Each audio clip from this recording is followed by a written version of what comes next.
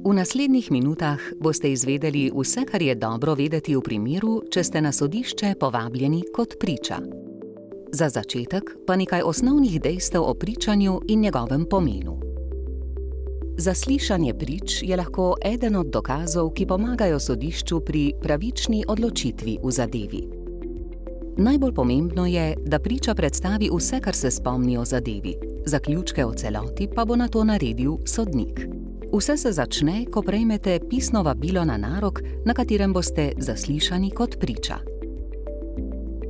Za lažjo predstavo nam bo pomagala Eva, ki je tudi dobila vabilo. Zdravo, Eva!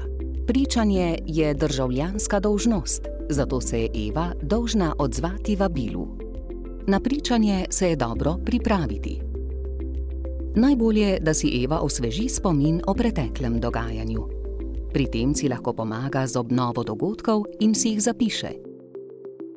V primeru, da ji zaradi utemeljenih razlogov ne bo uspelo priti na zaslišanje, mora o tem nemudoma obvestiti sodišče.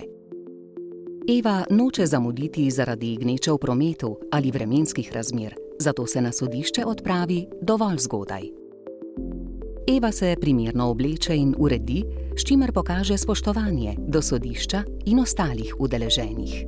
Ko prispe na sodišče, bo najprej opravila varnostni pregled.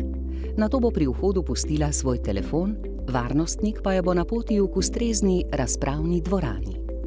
Tam bo mirno počakala, da jo pokličejo v dvorano. Sledi zaslišanje, na katerega je Eva prišla pripravljena, zato mirno počaka, da pride na vrsto. Nato odgovarja na vprašanja sodnika, strank in pooblaščencev, ter seveda pri tem govori zgolj resnico. V določenih primerih lahko tudi odkloni odgovor. Če so vprašanja preveč zapletena, to Eve ne skrbi preveč, saj lahko vpraša za dodatna pojasnila. Ko je njeno zaslišanje končano, Eva lahko ostane v dvorani do konca obravnave ali pa zapusti sodišče. Če je Eva v času priprav na pričanje ali po njem v skrbeh za lastno varnost, o tem obvesti sodnika ali sodno osebje. Prav tako je upravičena do povrnitve potnih ali drugih stroškov, ki so nastali zaradi pričanja. Ker je zaslišanje potekalo med njenim delovnim časom, Eva vpraša tudi za potrdilo o udeležbi za delodajalca. Tako, to je bilo na kratko vse o pričanju na sodišču. Za več pa obiščite spletno stran sodišča. Hvala, Eva.